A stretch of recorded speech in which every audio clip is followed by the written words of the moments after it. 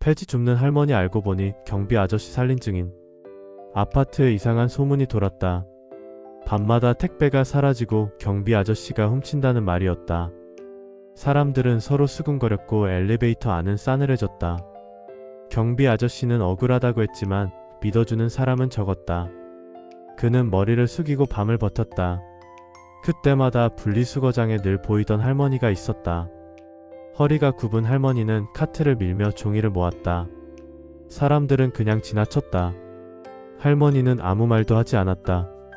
하지만 할머니는 버려진 종이를 그냥 넘기지 않았다. 찢어진 택배 종이와 반송 종이를 조용히 골라 봉지에 담았다.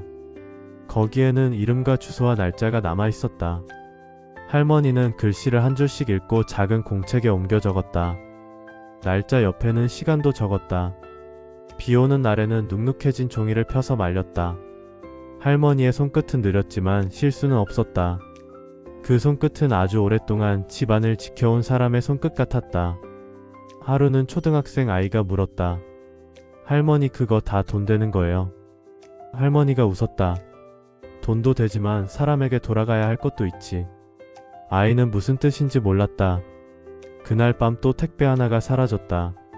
사람들은 더 크게 소리쳤다. 경비실 앞에는 항의하러 온 사람들로 북적였다. 누군가는 경찰을 부르자고 했다. 경비 아저씨의 손이 떨렸다. 그때 할머니가 카트를 밀고 나타났다. 할머니는 조용히 말했다. 이건 제가 본 것을 합친 거예요. 사람들은 의아한 눈으로 봉지를 보았다. 봉지 안에는 찢긴 종이와 반송 종이가 깔끔히 묶여 있었다. 종이마다 숫자와 돈과 호수가 적혀 있었다. 할머니는 공책을 펼쳤다. 여기 보세요. 사라진 날짜와 같은 날 나온 반송 종이가 있어요. 또 같은 동의 다른 집에서 같은 이름의 쇼핑백 종이가 나왔어요. 시간도 비슷해요. 사람들은 웅성거렸다. 할머니는 느리지만 또렷하게 설명했다. 이 집에서 받은 택배가 이 집으로 옮겨졌고 그 다음날 이 종이가 나왔어요. 그리고 그날 밤에 택배 대리점에서 반송 처리 종이가 나왔어요. 경비 아저씨가 순찰 돌던 시간과 겹치지 않아요. 경비실 순찰표도 보여드릴게요. 관리사무소 직원이 순찰표를 꺼냈다. 시간은 할머니의 말과 맞았다. 몇몇 사람의 표정이 굳었다. 그중 한 사람은 같은 동의 주민이었다.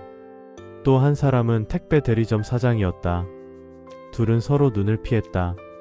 할머니는 차분히 종이를 바닥에 놓고 순서를 맞췄다. 처음 받은 집, 옮겨간 집, 반송 처리된 시간. 세 줄의 종이가 한눈에 보였다. 사람들은 조용해졌다.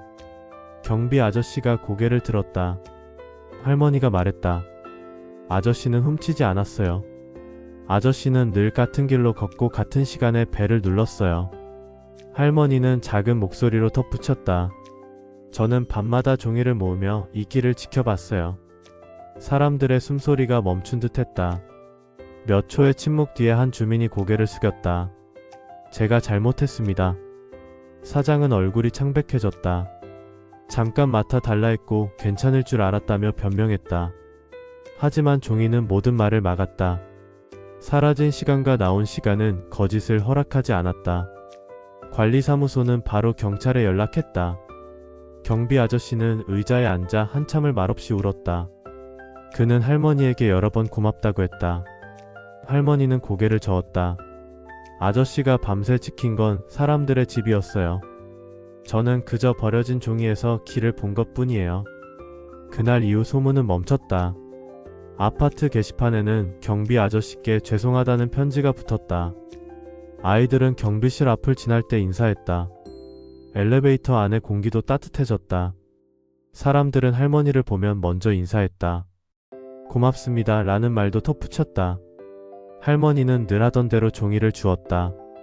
하지만 한 가지가 달라졌다. 사람들은 함부로 버리지 않았다. 이름과 주소가 보이는 종이는 찢어 종이봉투에 넣었다. 누군가는 날짜를 가리고 버렸다. 할머니의 작은 행동이 모두의 습관을 바꾸기 시작했다. 어느 날 경비 아저씨가 할머니에게 작은 상자를 건넸다. 손목 보호대와 따뜻한 장갑이었다. 할머니는 웃으며 말했다. 이제 밤바람이 덜 시리겠네. 아저씨는 말했다. 제가 지켜야 할 건 길뿐인 줄 알았습니다. 이제는 사람의 마음도 지켜야 한다는 걸 알았습니다. 할머니가 답했다. 길도 마음도 종이처럼 쉽게 찢어져요. 그래서 매일 붙여야 해요. 그날 밤 할머니는 다시 분리수거장으로 갔다. 별빛이 희미했고 바람은 살짝 찼다. 할머니는 조용히 종이를 주웠다. 버려졌지만 아직 쓸모가 있는 것들이었다. 그는 작은 공책을 닫고 카트를 밀었다. 멀리서 경비실 창문에 불이 환하게 켜져 있었다. 누군가의 밤이 조금은 가벼워졌다는 뜻이었다. 그리고 골목을 지나는 발걸음이 예전보다 느려졌다.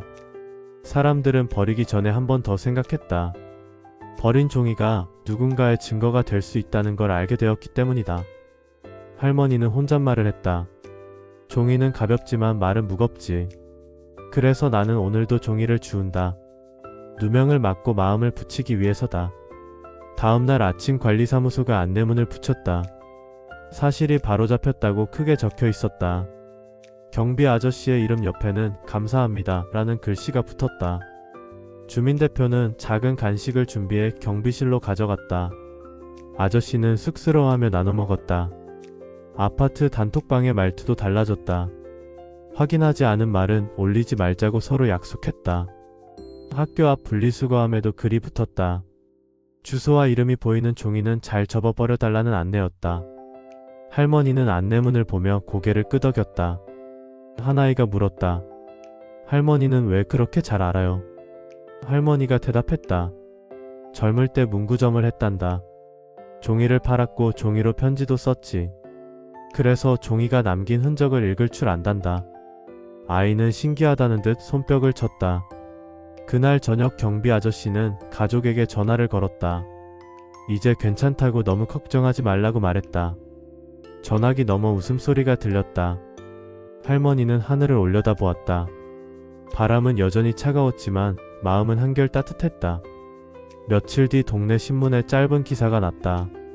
폐지 줍는 할머니의 눈이 누명을 막았다는 내용이었다. 기사 맨 끝에 한 줄이 있었다. 버려진 것에도 길이 있다. 오늘의 이야기 주머니는 여기까지입니다. 이 영상을 보시고 모두 희망과 용기를 잃지 않으셨으면 좋겠습니다. 영상을 만드는 데는 구독과 좋아요가 큰 힘이 됩니다. 영상 끝까지 봐주셔서 감사합니다.